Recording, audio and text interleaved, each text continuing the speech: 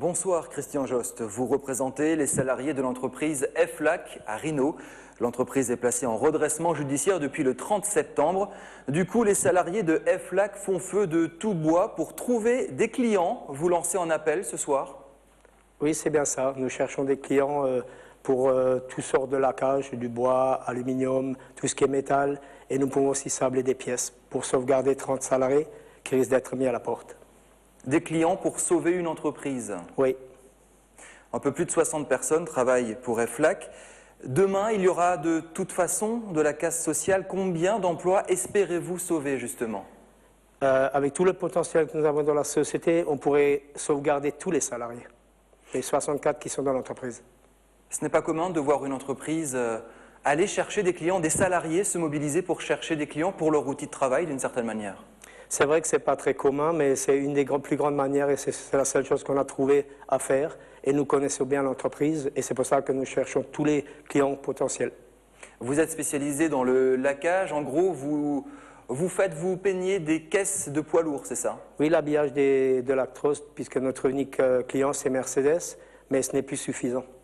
Ce n'est pas la direction ou aux actionnaires justement de trouver et d'assurer des débouchés pour votre entreprise?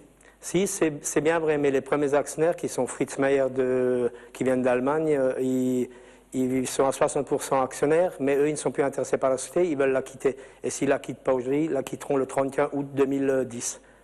Aujourd'hui, vous êtes lâché par votre actionnaire principal? Oui, nous sommes lâchés par notre actionnaire principal. Alors son intérêt, c'est de trouver personne.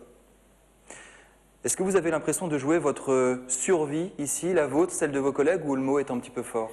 Oui, bien sûr, je me suis engagé en tant que CE et délégué syndical auprès de mes collègues et c'est à moi de trouver, parce que ça me touche beaucoup que 30 salariés perdent leur place alors qu'ils ont construit cette société.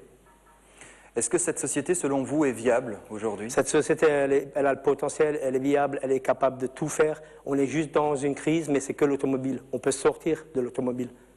Et pourtant, vous avez lancé cet appel il y a quelques jours et vous avez très peu de réponses, malheureusement. Il est clair, ça fait que 3 jours que j'ai lancé tous les appels par des journaux, par les radios, maintenant c'est par la télé, et je pense qu'on nous entendra. Vous dites « aidez-nous ». Malheureusement, d'autres entreprises ferment dans la région. Elles ont également appelé à l'aide sans résultat. Est-ce que vous allez avoir plus de chance qu'elles? Je pense qu'on a plus de chance qu'eux parce que nous avons un potentiel. On peut sortir du coin où il y a la crise, c'est l'automobile. On peut sortir à l'extérieur, il y a d'autres coins où il n'y a pas de crise, comme dans le bois, où on peut peindre n'importe quoi. C'est pour ça que nous avons une chance par rapport aux autres entreprises. Et si je vous dis je vais aller peindre en Roumanie, ça me coûtera moins cher? Non, je ne pense pas. Je pense qu'on a une meilleure prestation chez nous. La France, elle a une bonne prestation. Il y a peu de mobilisation populaire pourtant autour de ces entreprises qui ferment. On entend beaucoup de gens se plaindre, regretter évidemment cette situation. Il y a peu de gens qui manifestent. Ben écoutez, c'est très simple. C'est vrai que partout il y a des gros problèmes, mais à l'heure actuelle, je m'occupe d'une société où je suis moi-même le représentant. Alors je suis très concentré sur le problème chez nous. Et si on a les moyens, on va sauver cette société. Et je ferai tout jusqu'au bout.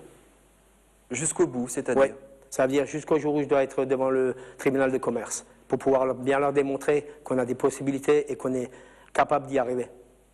Qu'est-ce que vous pourriez dire à des juges qui pourraient décider la cessation complète d'activité? Ben, ce que je demanderais bien aux juges, ils nous ont laissé 2 mois en redressement judiciaire, je trouve que c'est un peu peu, parce que c'est quand même court, c'est une course à la montre. Si on pourrait repousser ça de 4 mois, je pense qu'on a toutes les chances d'y arriver. 2 mois c'est court, mais on fera tout pour. Est-ce que les habitants de Rhino sont derrière vous? Ben, nous avons déjà fait appel à la mairie, nous avons été reçus par Madame le maire qui nous a bien reçus. Elle nous a préparé une table ronde. À l'heure actuelle, on est en train d'essayer d'en avoir une deuxième, une table ronde. Et il y avait quand même l'ADIRA qui avait trouvé 2 clients et il n'y a jamais eu de suite sur ces clients. Chaque fois, on disait il n'y a pas d'évolution. Alors je pense qu'on ne les a pas contactés. Peut-être que des personnes qui vous regardent en ce moment, qui sont dans la même situation que vous, se disent « mince, je pourrais faire pareil avec mes collègues et mon entreprise ». Ben, je pense que si, pour la première fois qu'un CE est en activité, je pense que si nous réussirons, d'autres CE pourront le faire et puis ça leur donnera un exemple de réussite. Pendant cette crise, beaucoup disent ce sont les plus forts qui resteront, le marché sera purgé, entre guillemets, des plus faibles. Que répondez-vous? Moi, je ne suis pas d'accord, je dis c'est le plus intelligent, c'est celui qui a les idées, qui a plus de chances de gagner. Et l'argent ne fait pas tout. Christian Jost, FLAC à Rhino. Merci beaucoup et bon combat. Merci beaucoup à vous. Au revoir.